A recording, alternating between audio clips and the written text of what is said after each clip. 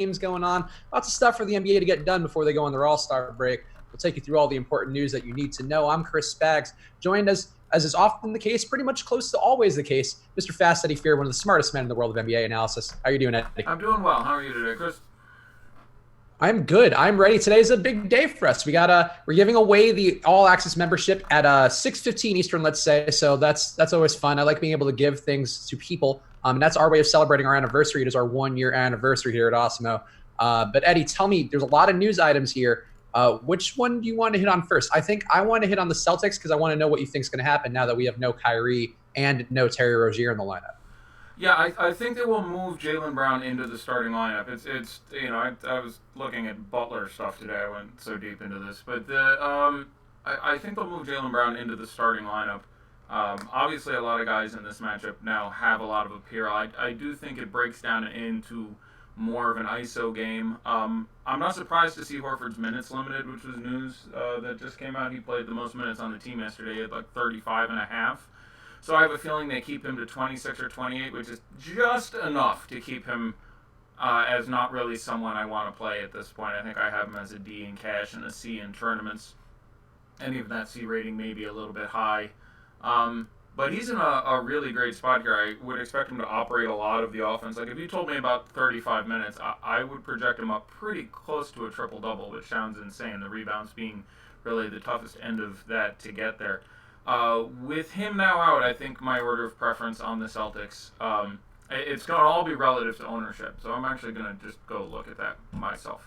Because I have projections for them all, but it's going to be based on how far disparate from the field we can get on a couple of these guys. And I'm curious where the field ends up on the Celtics. So I'm looking that up. Go ahead and before you hit on the Celtics, we'll talk about that ownership in a second. But real fast, we should also hit on Thrive Fantasies, of course, a presenting sponsor. And we wouldn't be able to get to 1 year if it weren't thanks to sponsors like Thrive Fantasy. Of course, a new DFS app where players draft a lineup built of prop bets of only top-tier athletes. You pick 10 props out of the 20, and the less probable a prop is to occur, the more points it's worth. And that's where the game theory lies. So go click the link. I'm going to drop it to the YouTube chat right now. It's bit.ly/Awesomeo. You download the Thrive Fantasy app and get $10 on any $10 deposit, $20 on $100, and $50 for $200 or more. You get that right away. You don't have to wait around for it. So go click that link.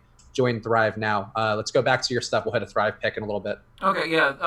I could talk about this for a half hour, but we have 22 teams to look at and all sorts of things going on. So I'm just going to list guys for today, which I hate doing, by the way. The thing I hate most in the world is here's a lineup, or here are the order I like guys without getting it deeper into the conversation. But the pricing, thankfully, not that disparate site to site. So probably my order on almost every site, but certainly my order on DraftKings that I would like to play one of them in a tournament, and I don't want to play more than two, based on their ownership, would be Hayward, Brown, Tatum, Morris, Smart. Yeah, Hayward, Brown, Tatum, Morris, Smart is the order I would like to play the five of them in a tournament. And I like all of them as plays at their prices. That's the order in which I like them. But I look to having one or two of those guys in your lineups. They just make too much sense as price options. And I do have Wanamaker after all those guys. If Wanamaker starts, he probably jumps to number one for me, because that's going to move his minutes projection from where I currently have him, which is 24 or 25, I forget where I ended, to probably closer to 29 or 30. And at that point, that'll be enough to tilt it and be spending only $3,200. But at that point, still wouldn't be a must, because I think he gets thrown in as super chalky guy, as the clear value on the play. Right now, we're dealing with, likely not seeing mid-20s minutes Delon Wright, or hoping and praying you get back-to-back lightning bolts out of Avery Bradley, or Alan Crabb, which should never feel that comfortable. Although I do really like Alan Crabb in this spot. He's my favorite net, and there's a few nets I like. But that is where I come down on that. All right, it seems like a fair one. Wanamaker, I think, is an interesting play too. He's very cheap, industry-wide, but ownership not there yet. But he's popping up on the optimizers for me, even assuming he's just getting a 20-minute run. But the ceiling there not that great unless he is starting. I'm with you on that one. Let's see, we're going through.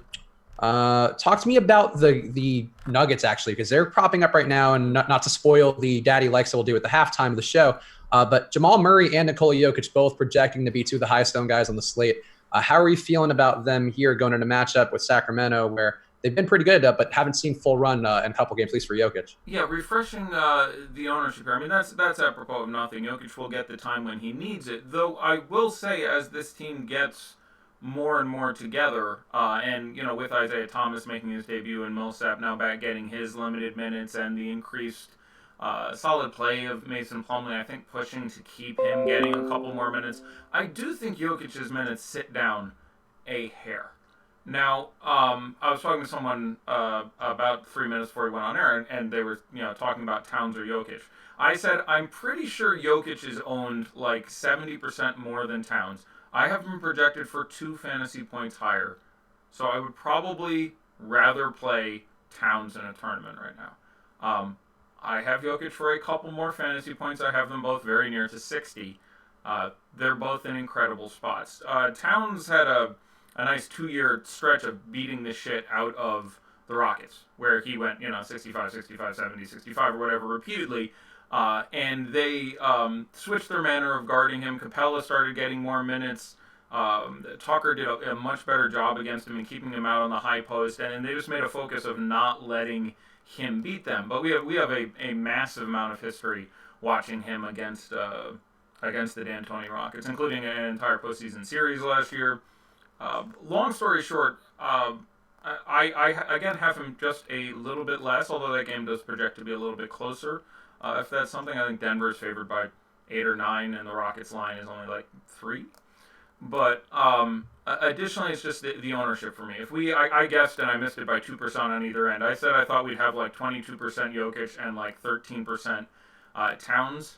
Right now, our newest projections have 20% Jokic and 11% Towns. So all that amortized together, I will play Towns over Jokic in one lineup, either site. DraftKings are spending $200 more. FanDuel, they cost exactly the same. And I love them both either place. You can play them both on DK. Obviously, that's hampering your lineup construction. 8 touch, but not really. There's plenty of decent 4 or 5K plays you can foul out with after that. I do prefer them both points per dollar to James Harden. Had another interesting combo, which don't really have time for game theory today, but the more expensive players are almost always the less efficient they are. So when you're talking about playing $12,000 or $13,000 for James Harden, he will not be as good points per dollar as many other players. Let's assume he has a crushing night and scores, let's say 80. It was a really, really good night. And again, I have him only a couple over 60. I only have him a couple over Towns and Jokic, and again, he obviously costs nearly $2,000 more. But even if he gets 80 at his better price, which is his DK price, that ends up being like 6.5 points per dollar or what have you. And the number of guys who cost 5 or 6K tonight who will beat that value is like 15.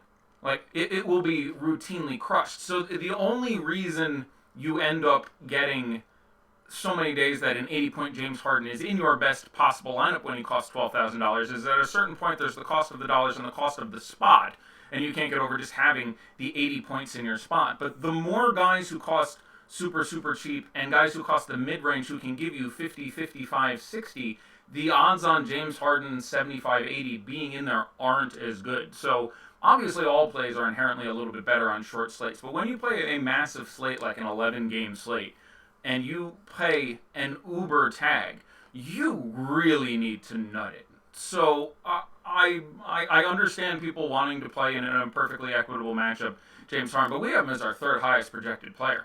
I think that's insanity.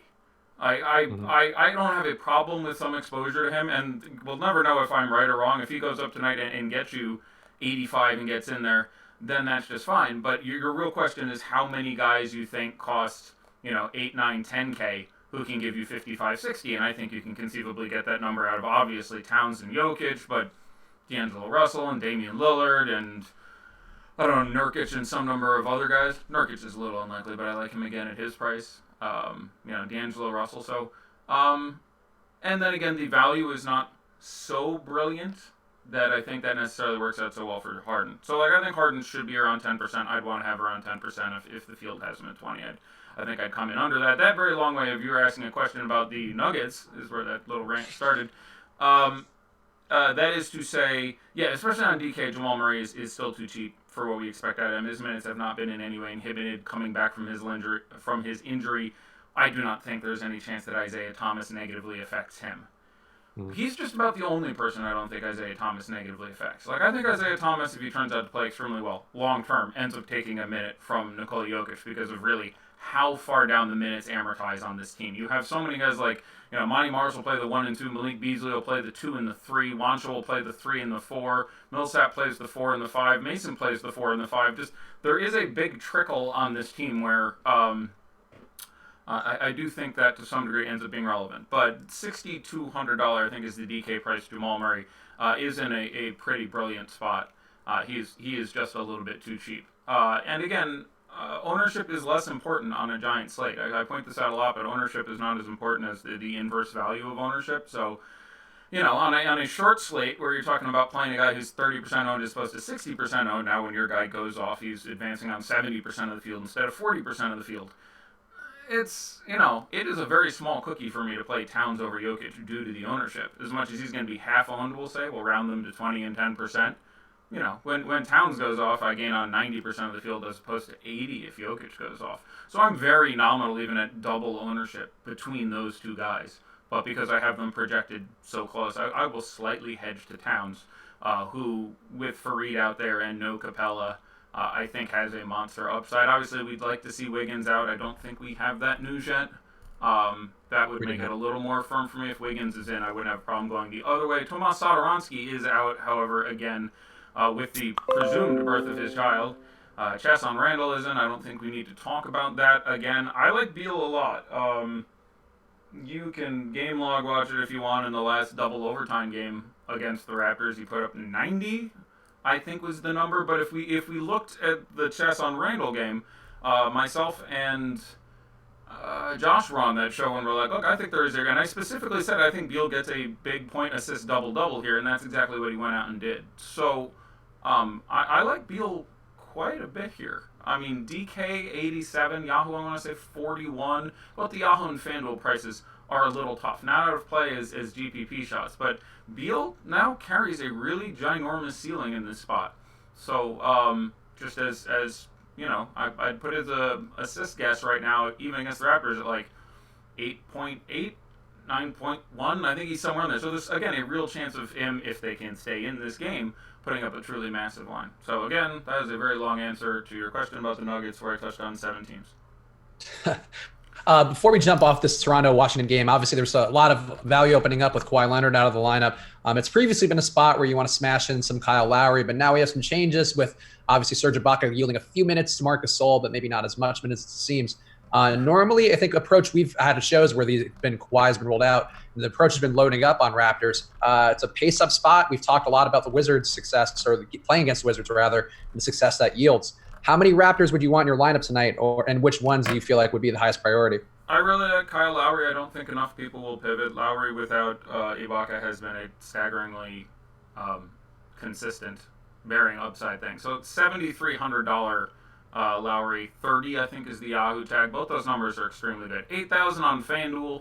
I'm a little more inclined to get away, but it's not a spot he can't fail in. But outside of the blowout, he's going to have trouble not making you feel at least okay about 73, and there is a big upside. He actually played a game without Kawhi against the Wizards this year, the first one, October. Right. I think he had 55-ish, which, again, not terribly. Now, this is different. He was much more involved in the offense back then. He took 20-something shots in that game.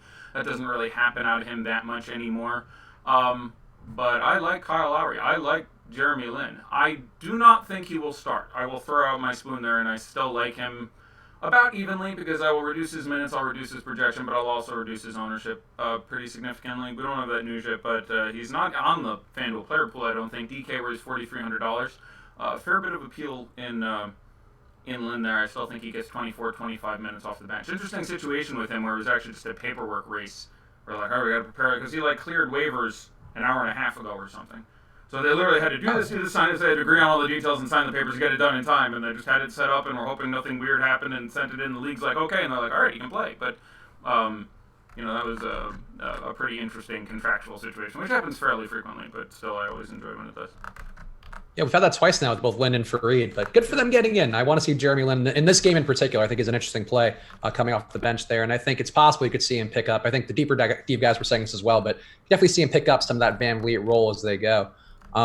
Let's go back to some stuff, but first we do have to give away. Again, as I mentioned up top, this is our anniversary coming up on Friday, and today's the day. It's the last big day of slate, so I think we'll have a live before lock show tomorrow with Josh and Eddie. But today is the last big live before lock day, so we're giving away the annual pass, and the winner.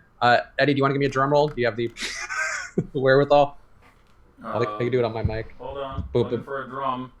Empty. No, you don't have like I have a Jamaica drum somewhere in my background to do it. I do. There we go. That's beautiful. The winner, Carl Thomas, who commented on the strategy show on the 11th, is our big winner. So Carl Thomas, step up to the pay window. We're gonna have somebody comment to you on the YouTube chat that you commented on initially. But Carl Thomas, you've won. So if you don't see that for some reason, email us support@awesomeo.com to get your one free all access pass. And if you didn't win, there's still hope for you. You can get also another free access all access pass we're giving away tomorrow on Twitter. So go to our Twitter right now @Awesomeo_com. It's @Awesomeo_com. Check the pinned tweet. It's going to tell you to do some stuff, a retweet, and just reply, and you'll be entered to win that one, which will be coming out tomorrow. So these are our gifts to you, our way of saying thank you for this big 1-year anniversary. So thanks for supporting us, and congrats to Carl Thomas, who I feel like there's a famous Carl Thomas somewhere that I'm not thinking of. Right? Carl Thomas. I've got lots of Carls and lots of Thomases, but the combination of the two is not ringing a bell. I would prefer Carl Carlson. That would be an easy one to go to. And then Karl Marx. we just do Simpsons references for an hour, which would be fun. Yeah, I'm with you. All right, let's go. Eddie, let's give me another game that you're talking about here. Actually, getting some news from Gibbs15 in the chat. Apparently, Chris Dunn has been ruled out. So how does that affect anything for you with the Bulls in a crappy game versus Memphis? Yeah, I don't hate Ryan Arcidiacono. Obviously not a great spot, but he's going to play 30 to 34 minutes in there and will be relatively low owned. And at that price, that makes plenty of sense for me. I think he's a very nice pivot off of Delon Wright, for example. That makes some sense for me. And it's a reasonable upgrade for Zach LaVine, where I think we had reason in the past to be concerned about the matchup for the pace. We'll get some amount of noted flamethrower Avery Bradley, who also plays some decent defense, I have heard. But it's a nicer spot for both Avery Bradley and by extension, Lauri Markkanen. Not impossible to see it trickle down to a little bit of a bonus for the other guys, but those would be the first two guys I would be most interested in there. It's not the situation that I think particularly, portends towards anything massive out of, Rolo or Porter or any such. But, LaVine, pretty interesting for me now, and Ryan Arcidiacono makes some sense. Also, just real fast, the YouTube chat and the premium Slack pointing out, Carl Thomas, in fact, a Bad Boy Records R&B singer from the 90s. So that is... I can't believe that I didn't have that information in the top of my tongue. The amount of chats we just got about that in the YouTube, it was just streaming through of people like Bad Boy, R&B singer, bad. That's great. Shout out to any of you who didn't have to Google that, because I consider myself sort of a trivia master, and I did not have that piece of information in hand. So bravo to you, gentlemen. You got to up your 90s R&B. That's what we've always said about you behind your back, Eddie. Of all the things that could be said about me behind my back, that is one of the most gentle. All right, Eddie, we got a bunch of games in the high 220 combined totals from Vegas, and generally that 230 mark is where there's going to be a lot of value going around. So a lot of games hovering around that. Let's talk about one, and I also just want to get your thoughts on which is going to be your favorite. But let's talk about Phoenix and the Clippers. I think that's one that's perhaps a little under-owned based on our ownership, except for DeAndre Ayton, who's projected for about 20% ownership right now. Where would you go in this game? I like Ayton a lot. I think that number is appropriate. Now, I love a ton of centers here, so I like pivoting away to some combination of Towns, Jokic, Allen Crabbe, who I think is a really interesting name to look at in a tournament. But yeah, it's obviously an incredible spot for Ayton, whose minutes are very secure, and even since coming back, and the matchup with the Clippers is an obviously massive one. I like the immediate leverage of playing Rashawn Holmes in a lineup that doesn't have him. It makes a lot of sense to take a guy with a lot of inverse correlation like that against a popular guy in the field. I really don't mind the guy across the ball. Ivica Zubac, I think, has a really big upside here. This is a cream dream matchup for both centers for a number of reasons. And you saw, not only did you catch a 45 fantasy point game in this matchup out of Ayton earlier this year, you actually had Marcin Gortat put up 40 or very damn close to it in this spot, which should tell you something about what you can get out of a player with an actual, refined offensive game like Ivica. So Zubac makes a lot of sense for me too. I really like Danilo Gallinari. I think once he is 100%, which if not now will be immediately after the All-Star break, I think he plays 35 minutes a game and averages 44 fantasy points for the rest of the year or something like that. I look at it and look at it and look at it, and I just think he's going to carry a massive amount of this offense. So I don't know if it necessarily starts today. I certainly think I like having one of these guys against the Suns. Again, this is the fourth time they've gotten together this year, and you obviously have seen a number of Clippers throw out huge fantasy games. I think the most likely three would certainly be Gallinari, Harrell, and Lou Williams. I like trying to get one of them into my lineups. I'm pretty surprised if one of those guys doesn't drop 50 here. And I think my first inclination would be play Gallo on FanDuel and maybe play Williams on DK. But I'm a pretty big fan of Gallinari. Looked very disappointing the other day. Took 10 shots, which is less than normal. Made 2 of them, which is less than normal. But yeah, I would go back to the well, especially at his expected ownership. Like smacking the shit out of the Suns rather is not complicated DFS strategy. I don't think we necessarily need to overthink a lot of things here. So especially on a team that has a lot of non-fantasy starters. And you can play Pat Beverly, but there's a chance he's largely absent for whatever minutes he's on the court. And you can play Shai Gilgeous-Alexander or whomever. There's a chance he's absent for a lot of his minutes on the court. But with Tobias Harris gone, this was a team that we've been talking about for all year. I think, Harris and Gallinari more than almost everyone else. And I was constantly looking at those guys when it was 6K for Gallo, 7K for Tobias. And I was like, let's I was constantly going back and forth and liking one of those guys, and I think it was a profitable strategy over the year. Now Harris is gone. Someone has to shoot the ball on this damn team. So I think you will see Gallinari's price increase. Someone just said Bledsoe night. Humorously enough, this is Bledsoe's most consistent matchup. Bledsoe's last 4 matchups versus the Pacers, his fantasy points have been, I believe it's 39, 40, 41, and 42. So that's a decent amount of fantasy points for a guy who costs 71 and 69. Now, it's no reason to ever suspect it would be that consistent. Sometimes he shot well. Sometimes he got steals and blocks. But certainly on FanDuel, where his price has taken a turn to a more reasonable place, he was seeing 78, 8,200. This is a difficult matchup, so there's a good reason for that number to come down. But 7,100, I think, is the number on FanDuel today. That's fairly appealing for me. He is just a tournament play. I project him less than those 39 fantasy points, but not that much left, and I think it's just fine to go there at nominal ownership. But when you have a fully healthy Milwaukee team going against Indiana, who is an above-average defensive team, it's really difficult to pick the spot here. There aren't any notable holes I like to look at. I have Giannis projected for 58. That feels fine, but again, in a in the world of Harden even and Towns and Jokic and all the other guys we like, it's a little hard to get there, but he wouldn't be out of play in a tournament. The best thing I can say about this game is due to the sort of the postseason relevance and the standings relevance and the and how close we expect it to be, that in theory you may get some extra minutes out of a team where you don't get a lot. Frequently we get 30, 32-minute Giannis games and 27, 29-minute Bledsoe games. Best thing you can say about those guys is this is hopefully a spot where they each get 4 extra minutes, and that makes it slightly more appealing to me.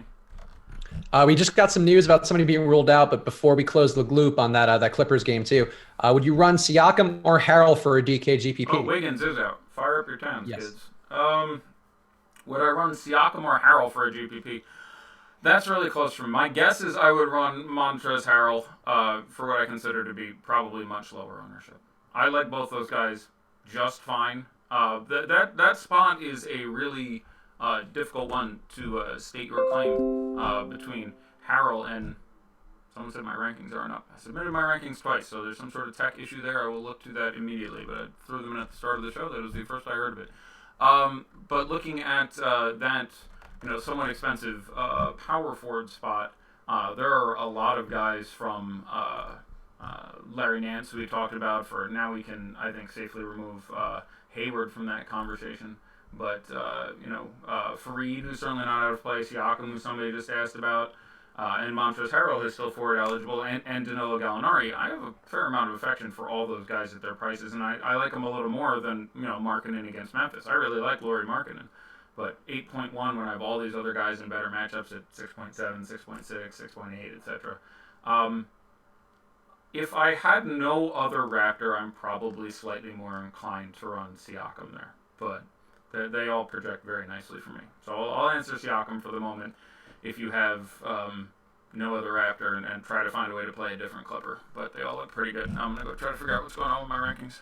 All right, so Andrew Wiggins has been ruled out, and I'm not gonna take you to task for it, but I wasn't on the show earlier this week when Wiggins was ruled out and Luol Deng joined in, and I recall vividly you and Josh scoffing at poor Luol Deng, who has been busting his ass this year and looking good.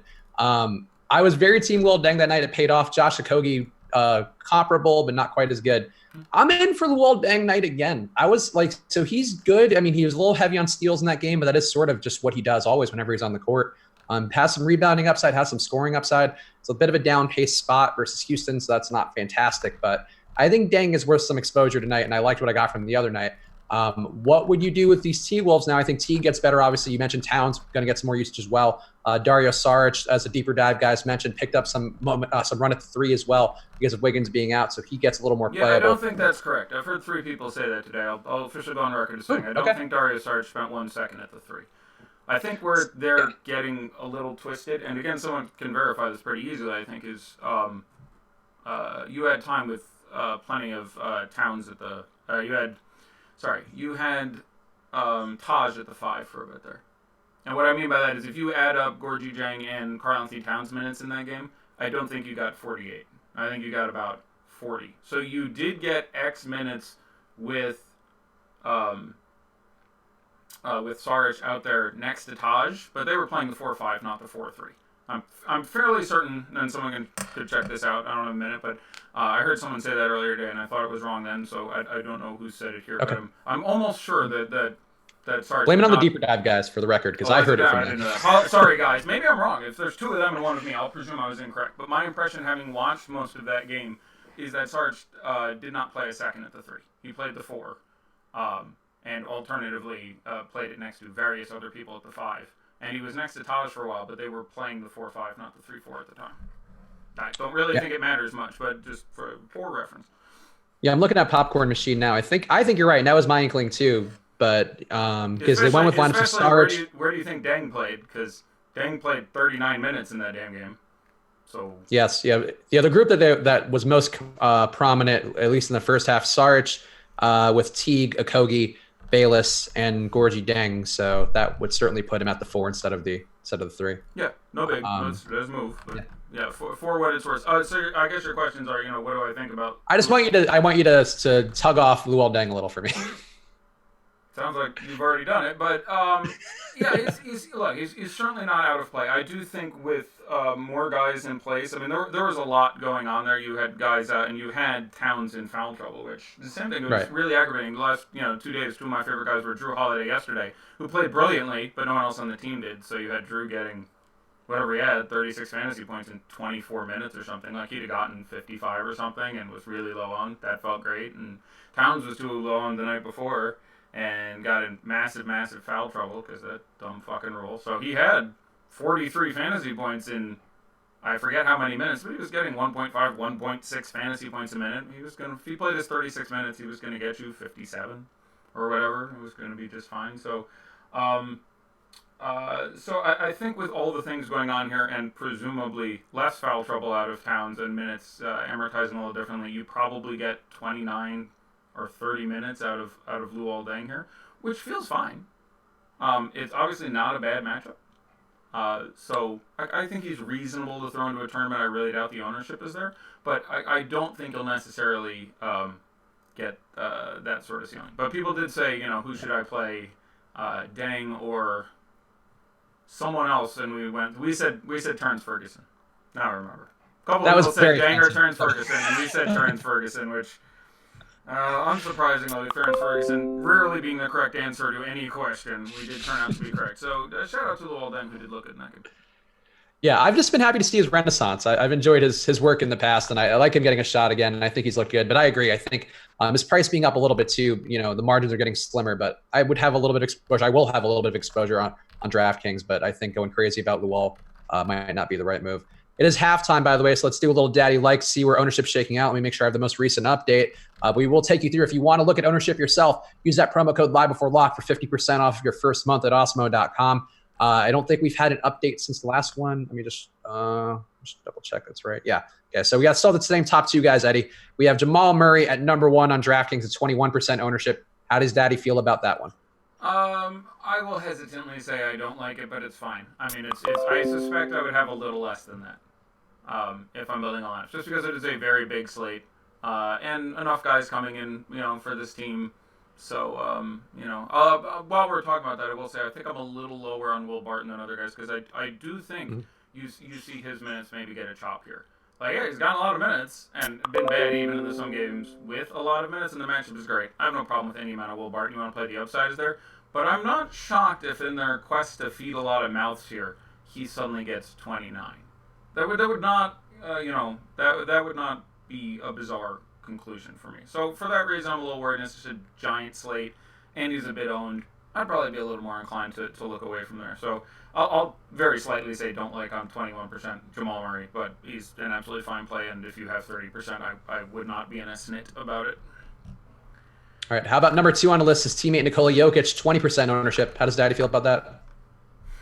I'll say I like it. It is just a superlative play. And at that price, I'll still stick with liking it. You could catch a blowout there. Things could go squirrely, but just on paper, that should be a 60-point spot for him. So, yeah, Daddy likes. All right, number 3 on the list, we have James Harden, a guy you talked about at some length before, 19% ownership. Yeah, I'd want less than that. There are, looking at it now, looking at projections specifically, there are not as many guys who I think project to hit massive upsides in that 7, 8, 9K range. So even though, part of the value equation isn't there with the absence of value, I am not sure that he, doesn't end up being the highest scoring player on the slate by 15 points. And obviously that's a very real possibility always, but he's really only competing with a couple guys to get that. So it's not that strange that you just need to not get the game out of Towns in a great spot, which again, we've just seen, or not get the game out of Jokic in a great spot where, the minutes could be down a little bit, and even if he just gets 55, and then you get 77 out of Harden, that ends up being a massive number. So I like him a little more than I did at the start of the show, having reviewed projections and the odds on him fitting in the optimal lineup. I think I'd still come in under 19%, so I'll say I don't like, but I do want to walk back my criticism a touch. Okay, yeah. I mean, the price coming down to where it was when his hot run started, I think this makes him a little more appealing. But yeah, I agree. I think what your logic though is pretty sound. It's a gigantic slate, and it's tough when guys that high priced and you have so many different guys who could go off, so many high point totals as well. Which I think there's a lot of options out there. DeAndre Ayton, Eddie, number 4, 19%. How are you feeling about him? Yeah, I will like that as well. I have a feeling I'd be a little over that, closer to a quarter. I just project him for mid-30s in minutes and over 40 in fantasy points, and that just feels a little bit too good. I have no problem pivoting away to some of the other guys we've talked about, Harrell among many other guys who fill in interestingly at that spot, or Nance, but I do think I would generally have more than that. All right, and number 5 on the list, we have Pascal Siakam at 18% ownership. How does Daddy feel about that one? It's odd because I really, really like him, and I've been a giant Raptors guy this whole year and gone back to it and back to it and back to it and back to it. But there's a lot of guys I like in this spot, and I suspect I would come in, again, just barely under it. None of these numbers are woefully out of range. So I will generally go with don't like simply because there are a lot of bigs in the $6,400 to $7,100 range that I'm a big fan of. But, so I guess I'll go with the dislike slightly. But it's a pretty fine spot. Getting a question about a team who I'm sure has not been talked much about industry-wide from what I've seen today. Hassan Whiteside, someone's asking about. Cosmoney in the premium Slack is asking about, how do you feel about him in a match versus Dallas? His minutes have been up a little bit recently, but still kind of up and down as his will go. How are you feeling about him? And also, I guess, Dwayne Wade being in for this game versus Dallas, where maybe there'll be a little jersey swap with him and Dirk. Do we have Wade in? That's what Makad just dropped in the Slack, yes. Okay. Okay, that's I mean, interesting. It makes assuming you he's credible, he's usually a good one. So I feel like he's I probably see it correct. now myself, so he's right there. Pat McCaw is also out again. This is very relevant for your Jeremy Lin exposure. So now, quick fix, turn your Deion Waiters into Jeremy Lin, because now you have Pat McCaw out as well, which really should solidify his time. Give some attention to Norman Powell, who's there as well, who is now should also pick up a lot of minutes. Like, they don't want to run. They have basically 8 men in play at this point. Like, they don't want to run. They will probably run 9 or 10. They don't really want to play, what is it? Lloyd or Boucher, who are there. So they have, I believe, 8 guys they should be dressing. They're going to start Lowry, Green,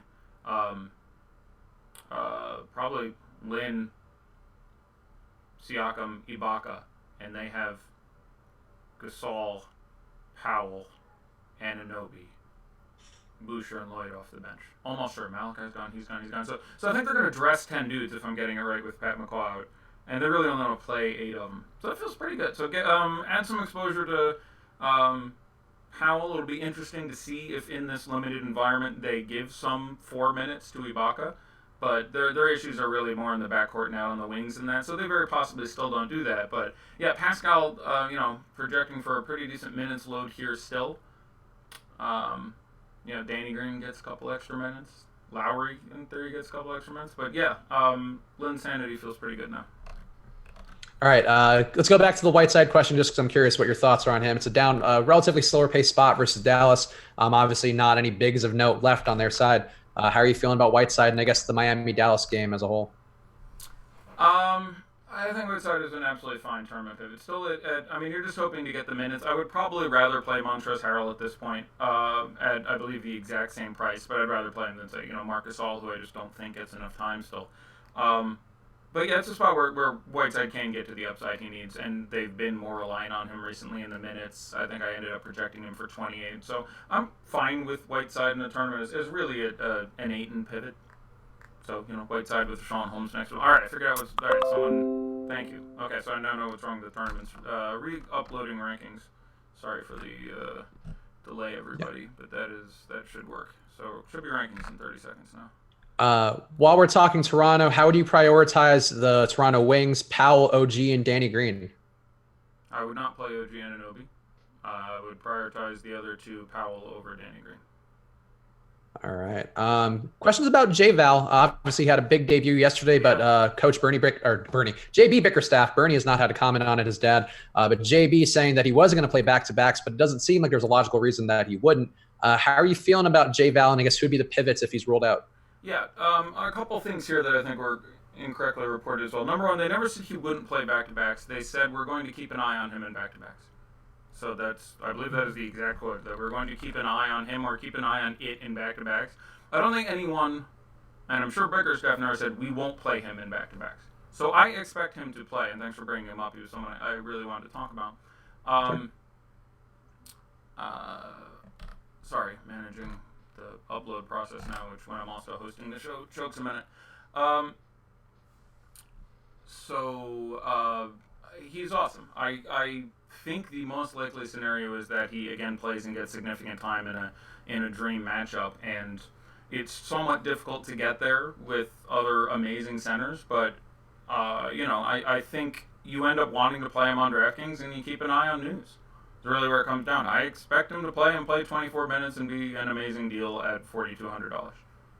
So I think he's late swap only because there is some chance that, obviously it said we're going to keep an eye on it. I don't know what that means, but I believe he had a broken hand and is in just fine shape and obviously looked great yesterday, and the team is obviously quite thin, so you keep an eye on it. In the event he's out, then I think Joakim Noah becomes compelling, Rob becomes at least vaguely playable, Jaren Jackson's playable in tournaments every day but gets an extra cookie there because they'll need to give him some more time. But yeah, I think having a plan for Valanciunas is a great idea, and I think all the uncertainty and what to me seems like, again, if someone has a specific quote there that said he won't play on back-to-backs, I'd like to see that because I haven't seen that from a primary source.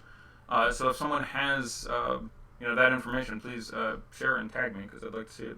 I just feel like I've seen it in tweets. I don't recall the actual report. So if you actually looked up the quote, then definitely might be a lot of misinformation out there. But it doesn't make sense why a guy wouldn't play on back-to-backs with I a may hand have injury. missed it, but I haven't specifically sought it just because it's been a busy day researching with all the games.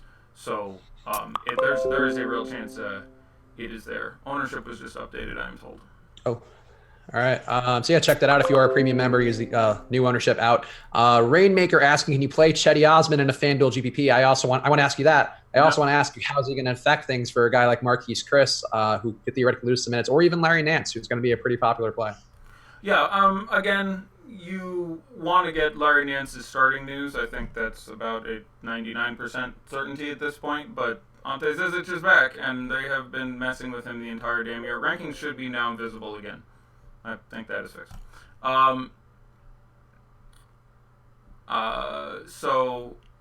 Yeah, Osmond will come back. We'll spend time at the 3 and the 4. They've said his minutes will be limited, so someone just said they're still not there. Give it.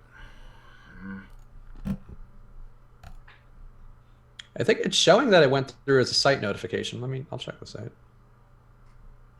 Yeah. It's really annoying to have to upload them 3 times when it takes a minute. Updated 39 seconds ago. They are there. Okay, no problem. We're good. Let's keep on. Sorry for wasting. I'm seeing it too. All right. Let's see. Yeah, you were touching on something there. What's that do to Crab? What does what do to Crab? Nets will start Russell, LeVert, Harris, Hollis, Jefferson, Allen on Wednesday. It doesn't do anything to Crab. I still think Allen Crabbe plays him for 31 minutes. I thought he was coming off the bench. This is what I thought was the most likely thing they would do, would be start LeVert and Hollis Jefferson with Graham and who the hell else is out there? Carroll, no, whatever. But this was the starting 5 that I thought you would see here. So it doesn't do much to Crabbe. It lowers his ownership, which is nice. But he'll still play 20, 30 minutes in a shot where he can bang out some threes, and that's where his value is going to come from. Minor tick down for Russell, who would rather not have LeVert starting next to him. Rondé very much in play. At this point, I'd give him 26, 28 minutes in a pretty pristine matchup. So 4K Rondé, Hollis Jefferson feels like a nice value piece that, again, is going to be lower owned. At this point, I'd have him up there really close with Kevon Looney, who's another value big that I really like. All right. Getting some questions here about games that we haven't talked about. Thoughts on Blake Griffin for a FanDuel GPP? Obviously, he's on the other side of the Celtics equation that we talked about earlier in the show. How are you feeling about Blake and Drummond as well, who on a nice roll and also had a 60-point game versus Boston the last time they played? Did he? He did. That's not my recollection. I must be missing one. Yeah, he was.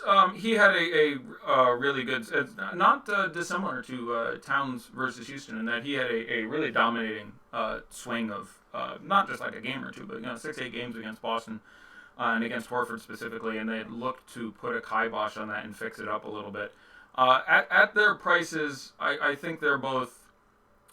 As a FanDuel GPP, with the way Power Forward is there, I think Blake is fine. I don't think he's seen a game of any merit in the 3 times they've gotten together with the Celtics this year. So DK, where there's someone really placed, I would rather play Drummond. But especially with Kyrie out, what I expect that to do to the pace. So I'm not terribly inclined towards either one. If you made me play one, it would be Drummond, though I guess FanDuel it would be Blake Griffin. So it's Blake Griffin. He's not out of play. He's had a couple just monster games this year against nobodies, and it's an 11-game slate, and you're going to get him at, I presume, 4% owned, which feels pretty good. So, feel free. I don't think it'll work out well, but I think it is, the upside is there, and the benefit is there in the event he does get there. So I'm fine with it. Not a guy I'm targeting, but I'm fine with it. I think that's fair. I think it's an interesting little game stack there because you have some value now opened up, obviously, as we talked about with the Celtics and Blake and Drummond, when they do get a full game's run, they can do big things. But yeah, that last game Drummond had, I just know because I wrote about it today because Drummond's been on a run of I think 6 out of his last 7 he's been above a certain threshold, but 62.5 fantasy points last time versus Boston. Run. It's just it's Boston, and I don't want to if he had that game there and somehow I slept when I forget one once in a while. But previous to that, they had done a much better job of solving that quandary. And it's just not in Boston, I'm disinclined towards it. Could it happen? Right. Absolutely. And Drummond has dropped 60 plus on Horford and the Celtics several times. So if I'm going to go to one of them, I would rather it be him. But again, FanDuel, the pricing pushes you pretty hard in the other direction. All right. Let's see. Got some questions. There's one. Oh, who would you run back on the Portland side on FanDuel if you're playing both Curry and Durant? I would never play both Curry and Durant. I mean, literally.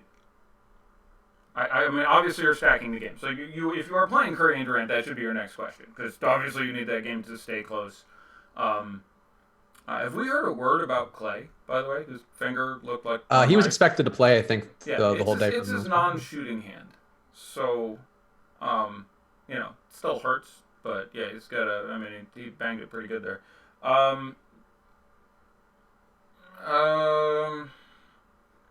FanDuel... I want to get center elsewhere. So Damian Lillard, they're spending 10-2 there at that point. But I do not like the spot, particularly for McCollum. But I guess McCollum is probably where you end up going, because you don't want to spend $20,000 on your point guards and spend that much on Lillard. And that's a reasonable matchup for him. Lillard on DraftKings feels great. FanDuel, where he's 10-2, I think is that number, is a lot dicier. So that might be that weird spot that everyone's priced so dicey, and they're really screwing around with that rotation there too. But the guys I really want to play on that team are Lillard and Nurkic. After that, Aminu. If Aminu was really cheap, I guess I could see doing Aminu. So sure, Aminu, and hope for the big Aminu game, and that the minutes stay up, which they may not, but he's pretty cheap. All right, let's see. And if anybody's playing on DraftKings, there are some gigantic issues for them right now, so that's super fun. Oh, they're having a lag something? Literally, you can't upload anything on your computer or on your phone right now. So that would be... All right. Yeah. Good timing for the last slate of the year. Okay. Let's see. Top 3 in ownership are different after the most recent update. Okay. Thoughts on Landry Shamet on DK? An interesting little play as well. We'll talk about that game, but I think we didn't hit on him. I like him today. How about you? Yeah, he's, I want to say $4,000 on the nose, and he's shooting guard small forward, so you can play him basically every spot in your damn lineup. Has just gotten tons of time. I mean, it ends up being a cheaper Shai Gilgeous-Alexander, a cheaper JJ Redick. I like him at that price. And again, the matchup is pristine. So yeah, thanks. That's a very good bring up. He's just another guy who I think is great. You question whether he'll continue to be as efficient. He's shot like 60-70% from the field, and he took 8 and 10, 9 and 7. He's not taken a ton of shots and has been really, really efficient.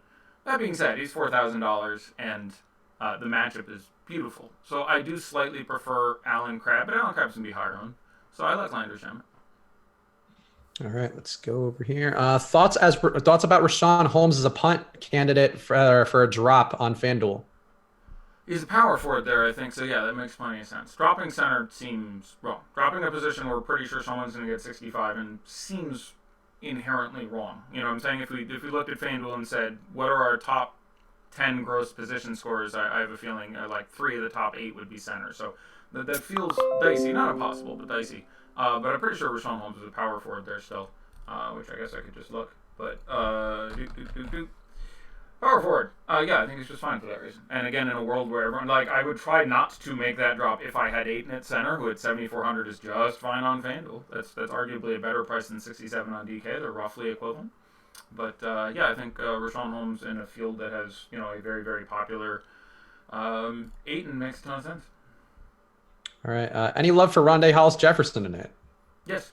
Quite a bit of love for Rondé Hollis-Jefferson. 3,900 and 4,000, I want to say. Probably just gross points feels better for me on FanDuel than Rashawn Holmes. Though Rashawn Holmes, a bit more of a leverage play. But yeah, that works for me. All right. No good questions right here. Thoughts on a Booker Crabbe shooting guard pairing on FanDuel?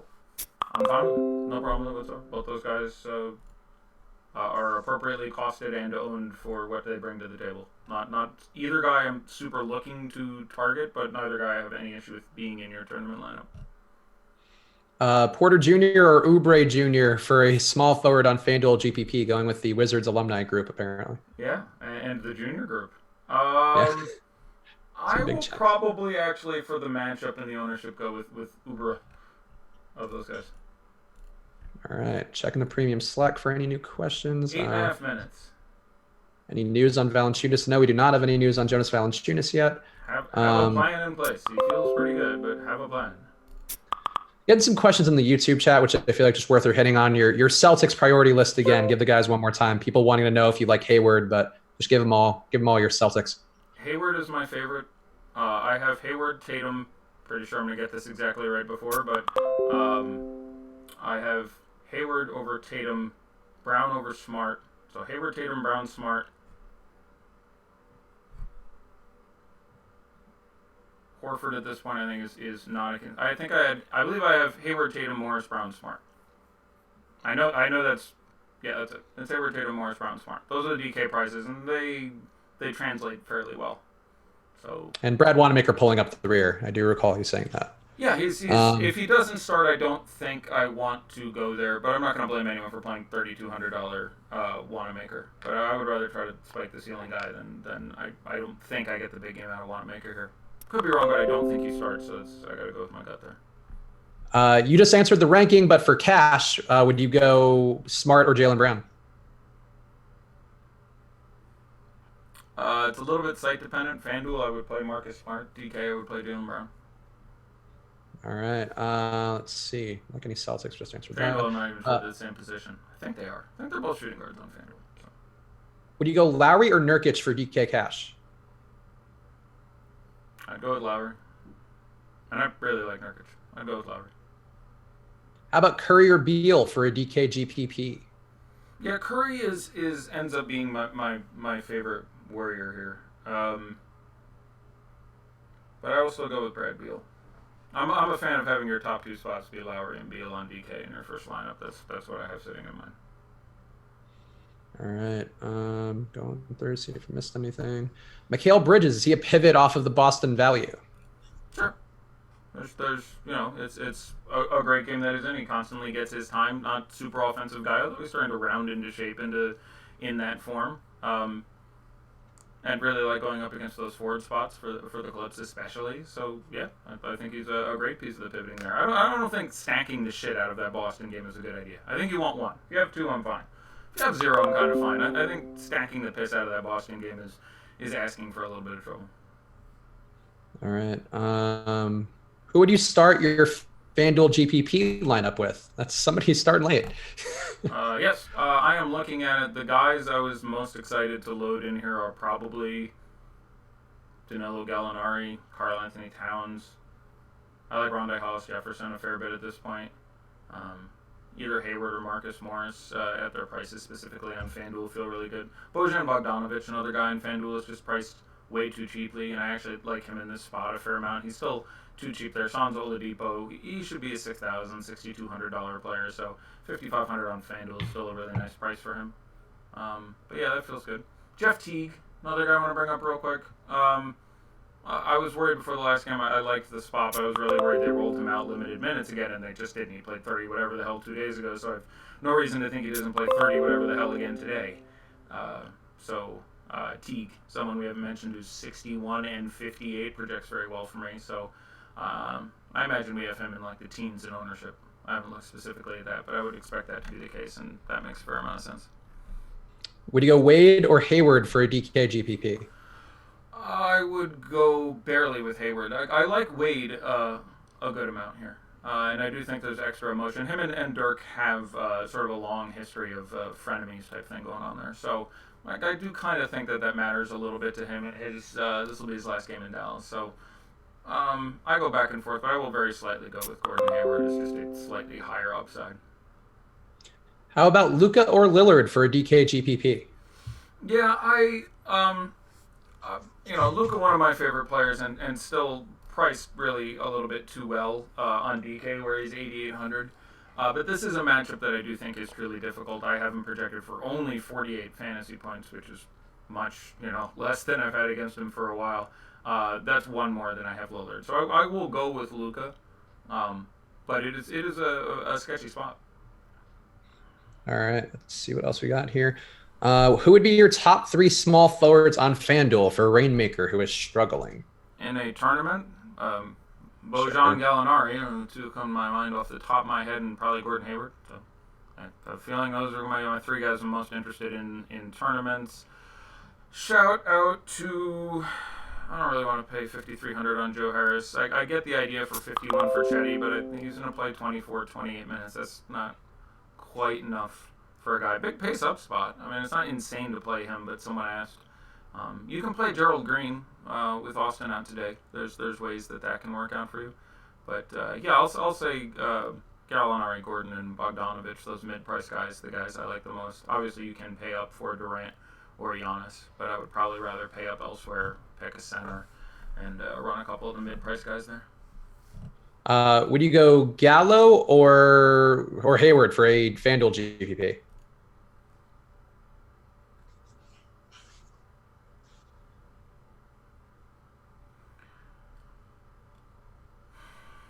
I'm going to play Gallo, I think, more times than not in that situation as described. DSJ or Murray for a DK GPP? Yeah, DSJ we didn't talk about. I do think those minutes, tend to be in the mid-30s more often than not.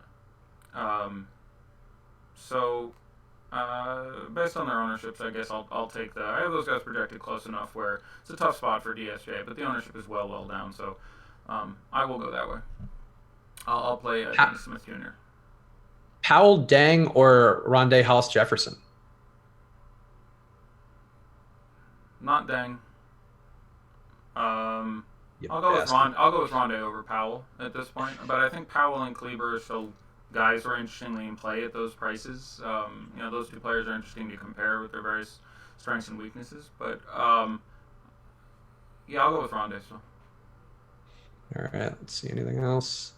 Anything else you want to hit on here? I feel like we got all the Slack questions, at least as far as I can tell. No, I'm news checking. Lowry or Levine for a DK GPP? How about that? Good question. 7,300 a piece there. I will go. I like them both a lot. I will go with Lowry, assuming they are roughly proportionately owned. I don't know if we have a final update on their ownership between those two guys. But I will go with Lowry. Feels a little bit safer. Matchup is conceivably, I can see Levine running into trouble a little faster than I can see Lowry running into trouble. So I'll slightly defer towards Kyle there. All right. Let's see. Go to people not happy with DK, which I can certainly relate, my friends. So I guess one more thought on Karis LeVert. Where do you see him getting minutes-wise, and do you feel like he's playable? I'm at 25. I don't think he's quite playable on a slate this big. I would rather run Jordan Clarkson. I would rather run other guys who I just think are a little more likely to get all the way they have to get. I like Karis LeVert a lot as a player, but the matchup is bad enough that I don't think I want to be that cute. I get the theory, but I think you're getting a little too cute in that particular matchup. So, yeah, I would try to go elsewhere if at all possible. All right. Premium Slack checking again now. Lou or Levine? Who would you go with? Levine. Lowry, Draymond, or DSJ and Nance? For DSJ FanDuel. and Nance. All right. Oof. Got those in. Jesus Christ. Fucking DraftKings, man. Oh, glad you got your stuff updated. That was multitasking at a level. So if you got that in right when you said whatever, it ticked 7 o'clock, literally 3 seconds after you said, glad I got that in. So I am often glad to get many things in, but today that was a really fucking stressful situation. That's what she said. How'd we do for viewers today? How'd that go in there? I think we were topped out at like 17 something. So savagery. Yeah, 11 game sites are too much. There is in theory, I think it's a maxim that the more decision points, the better for skilled players or people listening to quality advice or what have you. Like, you want more decision points. Like, I like late breaking news. Late breaking news, I think, is more good than bad. It's chaotic, and not to throw the full Joker speech at you, but people don't like chaos. They don't mind horror when it goes according to plan. So if every day you're getting your 15% sucked out of you, but it's nice and regular and you're just constantly getting beat to shit, people are fine. But oh my god, late swap! Just people lose their damn minds. So I agree. I think there's a lot of life lessons in the Dark Knight which are not appreciated. So I'm glad you went there with that. Yeah. Actually, just got some news. So this is a pretty cool thing. We actually haven't announced it publicly yet, but if you're on the stream right now, you're probably a regular, or you're on the premium Slack right now and you are paying for the site, so even better. If you're an NBA customer at Awesomeo.com, right now you have an all-access pass for the next week. It's the All-Star break, as we mentioned, coming up. So there are going to be a lot of people who are looking for something to do. So we have a ton of NASCAR content, a ton of NHL content, a ton of PGA content for the Genesis Open. And right now, if you go to Awesomeo.com, or even if you just got an NBA membership right now with 50% off live before lock as a promo code, you can get all these things in front of you. So ownership projections for the Genesis Open, I think, went up earlier today. A lot of content. So go check out some other sports, all the DFS principles that are out there. I'm sure, Eddie, you can speak to this as well. The stuff that you learned that we talk about on the show every day still apply if you're doing other sports, and you pair that with some content and rankings, you can get pretty far. Certainly. I mean, when you're playing DFS basketball, there's two things you need to learn how to do. One is be good at DFS, and the other is know shit about basketball. And that stuff carries over, and you will find, like many good games, there are many excellent ways to win at DFS. I was always more of a single lineup kind of guy, but I came to it with a background in game design. So I think it always appealed to me as, I'm going to distill this down to a single lineup. I'm going to solve this puzzle. I'm going to win this game. Like, it's sort of, I like having a more finite conclusion than, yeah, I put in some guys and some ownerships and percentages, and I'm going to play whatever it gives me. Always felt a little like, okay, that's fine. I get it. It's fun. You get to take a whole lot of cracks at the apple. But I was always more inclined towards the other way to go at it. But there's many different ways to do it. And once you get your good DFS skills honed and your process well refined, that'll apply to a lot of places. They started Norm Powell, by the way. Which Oh, okay. Well, that doesn't matter that much. He's not going to get much usage in that starting group, I hope. I think I'm still fine with my Jeremy Lin shares. It does, again, as I mentioned, not share. Yeah, I'm heavier on Lin by a pretty decent margin. I like Jeremy Lin. He's a professional. Like, he's a good addition to a playoff team. I think he was like a very smart signing for them. I can't imagine why the Hawks wouldn't get something for him by trading him, but whatever. I don't want to get into That's also a fair point about mismanagement on that Hawks team. You know what, though? They looked really good last night. I have to say, Trae Young getting full run, without anybody breathing down his neck. Best he's looked all year, I thought. Yeah, no, he was very impressive in that matchup. And again, I really liked him a lot. He was his highest own point of the year, and he still made my daddy like list. Speaking of which, it's time for America's favorite game. Of course, it is Daddy Likes. Hopefully, DraftKings will accommodate you by allowing you to pull down the ownership percentages. I've got it. Okay, good. Number It's gonna kick DraftKings a few more times. Number one, yeah, no, it's one of those things where they get a lot of shit they deserve and a lot of shit they don't deserve. I'm sorry, the site does not work 24/7 every day of the year. It's really difficult. So I'm on their side when shit doesn't work for a minute. There's people literally try to take your ass down. I've worked at several smaller DFS companies, and not one of them hasn't been repeatedly denial of service attacked. You have to defend yourself. It's a bit of a bitch. So number one owned and significantly higher than we had him, in fairness, Larry Nance Jr., 31.5%. We'll take less than that. I like Larry Nance quite a bit. The price on DK is extremely reasonable, but it's come up. You're not looking at 49, 54, 57, 59. Now you're at $6,700 Larry Nance, and there's a lot of other $6,700 bigs that I think can do a ton of damage. And on an 11-game slate, that's a higher percentage than I want to pay there. I wouldn't feel bad if I had 31% Larry Nance. He does project very, very nicely in a great spot, but there we are. Number two, 14.77% Alan Crabb. I like Crabb a lot. I would probably want a little bit less than that for the same theory. You have infinite Landry Shamet's and Rondé Hollis Jeffersons and just guys who... Wait, what was the Crabb ownership? Did I hear that? Or did you say 27? 14.77. Oh, okay. I was like, geez, sorry. I was really catching up on the slack. I was like, 27 seems a little high for Crabb, but we had waiters go stupid high the other day, so I don't even know what people are doing. Yeah, it'll be interesting to see. I mean, people have time to pivot now, so it'll be interesting to see where that lands. But Crabb, 15%. Again, don't feel bad. I do think he gets, he isn't starting, which you would have liked, which would have been a little more time for him, but I think still gets high 20s in minutes off the bench, and Guns just plenty in a matchup where Guns will be ablazing, so that should be fun. D'Angelo Russell, 10%, just fine for me. Again, Karras starting was a slight negative for me, but not surprising. But obviously can still get a smash upside against the Cavs, and has already this year gotten over 50. So no reason that can't occur again, and I'm going to like him a lot. I mean, obviously the price is up now. He's $9,000 and $8,500. You are now paying full price for D'Angelo. I would have rather played Beal at this point with Satoransky out, because I just think... my projection for him is very 35 and 8. He's gonna have a pretty good game here. Rondé, 7.5%. That still feels fine. That got there in a hurry, but feels good in the amount of time that he's gonna get. Colin Sexton, 6.8. Disinclined towards. I do think we're getting into a bit of a guard backlog there, where we've now got Brandon Knight in there picking up minutes, and Delly is still playing time. So I do think Sexton's minutes tend to regress back towards that 30-32 limit. He's not super upside guy, so I would rather play a similarly priced Jordan Clarkson, who's going to play a couple less minutes, but I think carries a bit more of an explosive side. Yeah, the Delhi thing is not great because I had a lot of Clarkson that last game. Actually, it was pretty close to full Clarkson, and they just clearly didn't like Larry Drew just didn't like what he was seeing from both him and Sexton because they don't initiate action for anybody else. So he had Delhi in there for like 25 minutes, 27 minutes. Every time Delhi takes a jump shot that we would laugh at if that was somebody's form at my local Y, I get a kick out of it. Like, he's just this little dude, and so his jump shot is just like, and I'm just like, every time I see it, I'm just like, that's not how you shoot a basketball. It's not Michael Kidd Gilchrist broken ass, oh, someone broke my arm shit with his jump shot, but it's not pretty. Yeah, he and Joe Ingles did not go to the same Aussie shooting camps, apparently. No, they did not. There's nothing better than a pretty jump shot. There's just times I just sit there and watch, David West. I'm a huge fan of a beautiful 13-footer, so like David West, Sean Livingston, LaMarcus Aldridge. Those guys, put the milk in my cereal. Joe Harris, 6.3%. Yeah, just fine. He's at that number in a fine spot. I'm fine with that. Giannis, 5.2.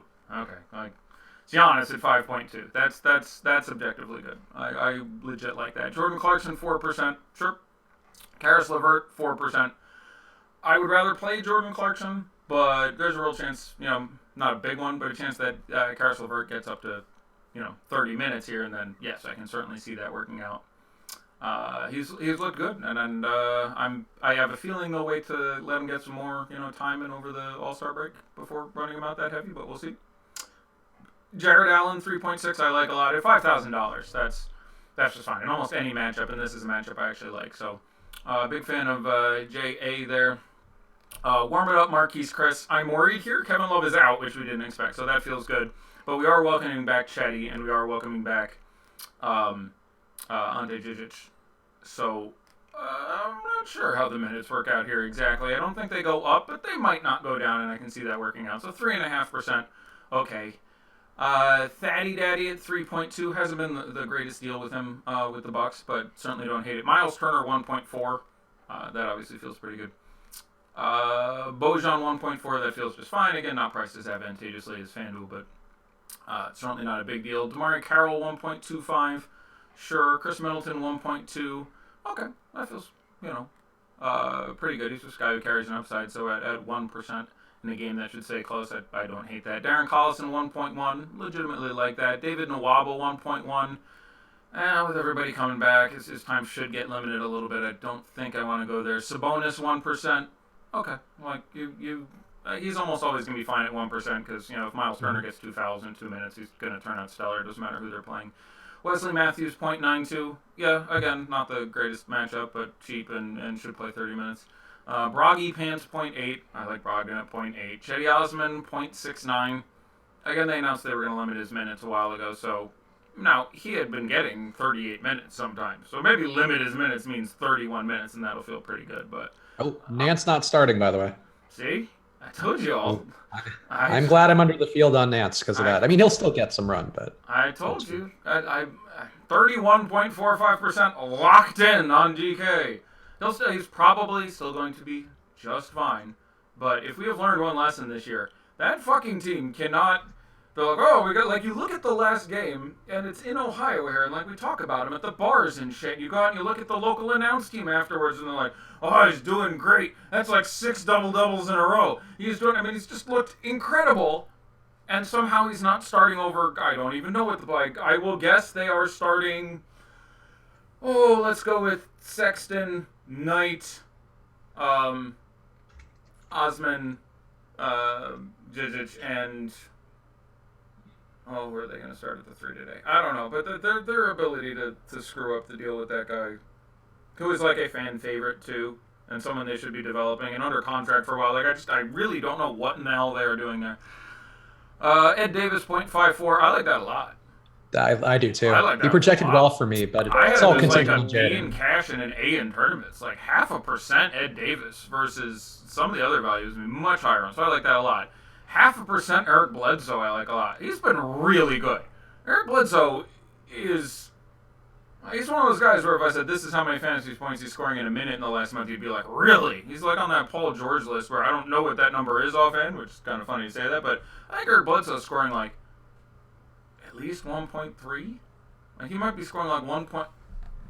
I'm not gonna take the time to look it up post lock, but yeah, he's been producing just brilliantly for a while. So 0.5% feels good. Shabazz Napier, really worried about the minutes at this point. Don't think I can do that. Dellavedova, haha. Brandon Knight, ha ha ha. Brooke Lopez, 0.4%. Okay, that feels good. Just a guy who has an upside of 0.4. Nick Stauskas, 0.23. No. Corey Joseph, 0.23. No. Ante Zizic, 0.19. No. Tyreek Evans, 0.18. No. Urson, 0.15. No. Kevin Love, 0.06. Congratulations. You played yourself. There you go. People got to keep up on your Kevin Love news. That's not great. Getting some questions on Twitter, by the way. So make sure if you didn't win our giveaway, by the way, of the All Access Annual Pass on YouTube, go right now at Awesomeo_com on Twitter. Follow the handle. Do what the pinned tweet tells you. We get one more chance to win, and that winner will be announced tomorrow on our handle, maybe on the shows too. That's up to these guys. I don't know, but it'll be announced. It'll be out there. So go do that at Awesomeo_com on Twitter. Go do the pinned tweet. And of course, promo code Live Before Lock, 50% on a month. Do that as well. And if you do that for an NBA pass right now, you get a free week of all access, which we're giving away during the All-Star break to keep people busy. We don't want idle hands or the devil's playthings, I'm told. So chronically masturbating. I don't think that's what that's talking about, but okay. I think that's talking about. I think it's talking about not gambling enough. Vonleh is starting. Oh, interesting. Okay. Okay. Well, I mean, in fairness, the last game he started, he played like 3 minutes. I don't think I'm even exaggerating. I think it was actually 3. And then they yanked him and did whatever. So, and Hazonia, who had been starting at the 4, starting at the 3. Knox, who had been starting at the 3, starting at the 2. No Dotson, who had been starting at the 2. So them now playing big here. These are the guys who, this means nothing, by the way, especially with the quite possible likelihood against Philadelphia and what they do. Like, this means nothing. I was really desperate I could have talked about the Knicks for a half hour. But like Dennis Smith Jr., I liked. I'm fine with Dennis Smith Jr. You can play DeAndre I still Jordan. don't mind Knox. Knox shooting about 20 times a game. Like, he's not good. If you gotta, but like I made my Kevin Knox play for the first time. So you can't go back week. to that well. And well, I mean, he had 26 for 4.6 and 5 games. Yeah, he was perfectly fine. If he could have shot halfway decent, yeah, he was meh. But it's now no longer a good matchup, and they likely get their shit pushed in. So I'm not that worried about the like the time. But yeah, this team. So Kevin Knox starting at shooting guard, Hazonia at the 3, Vonleh at the 4, DeAndre Jordan at the 5. The Knox thing, that reminds me of PJ Cardoso. No. Kevs are starting Jijic, Osman, and Nwaba in the front court. Sexton and Knight in the back court again. The Knox, so I hate David Fizdale. I mean, I don't hate him. Like, I think he's a good game coach, and I get what he's going for. But with his rotations, it's very frustrating. But starting Knox at shooting guard feels like Carlissimo starting Durant at shooting guard, where it's like, that's just not, it's probably not where he should be. Yeah. I mean, it is more a defensive issue, and they can't defend that team anyway. So it's just like an argument to be made that it's like, all right, I mean, like, they're gonna really have some issues stopping like Redick from getting open threes here. Yeah, I was gonna say, like, Knox is gonna chase Redick around screens. Like, that's gonna be just great. I want to watch that. Like, you're gonna see so many, plow through calls. But yep, that's all I mean. I'm looking forward to turning on that game and laughing at the Knicks. Yeah, it'll be a fun one. So there we go. That's everything you need to know on tonight's slate. Eddie. Sorry, people in Twitter. I answered 3 people who messaged me in the premium Slack. I answered 4 Twitter messages out of 75. Just I can't do it on a crazy night like this. Feel free to ask. I have no problem, but just understand that if I don't happen to respond to a comment during the show, it's not a personal slight on you. It's just only so much to be done. Yeah, during the show, we got to drive all the content to the video part, since that's what we're trying to keep flowing with. Yeah, there's 2,000 people watching the video, so I would love to take 10-second stands for each of you individually, but when I can't do that, I can't do that. Yeah, so there we go. That's everything you need to know about tonight's slate. Eddie, you'll be back tomorrow with Josh, right? Or is it just you? It's definitely me, and I presume Josh will join me for our swan song of the pre-break. This year went too fast. I really enjoyed it. We're getting some great momentum. Had a lot of really big winners.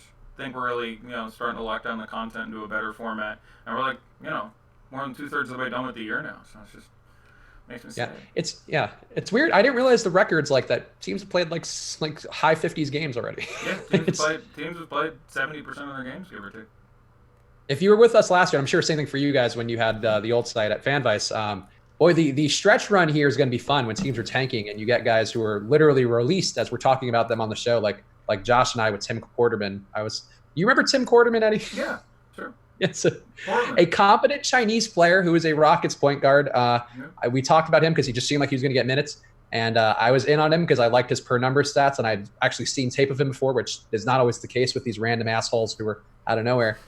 He was released after we talked about him for like 5 minutes. That's a fun one. So that was. I remember that.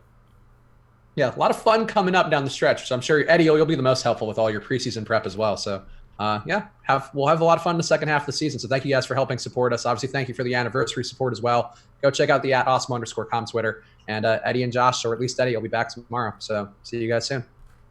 Take care. I should stop the video now, right? If we want to talk shit and pretend like we're not on the air, we can do that. Man, finally we're done with that fucking season-long giveaway. People crawling on my ass. Did I win the thing? Shut up! You don't. Okay. Yeah, we had the amount of entries we got for this one, like especially on Twitter, it was crazy. But obviously YouTube too. Mom, the like meatloaf! Oh, sorry. Go ahead. Yeah, Okay. People want that freebie. Okay, I'm just kidding. But yeah, no, it's been a good crowd. There's only been like 2 people who weren't nice to me this year, and like 7,000 people. So I even like the YouTube chat. I'm a big softie.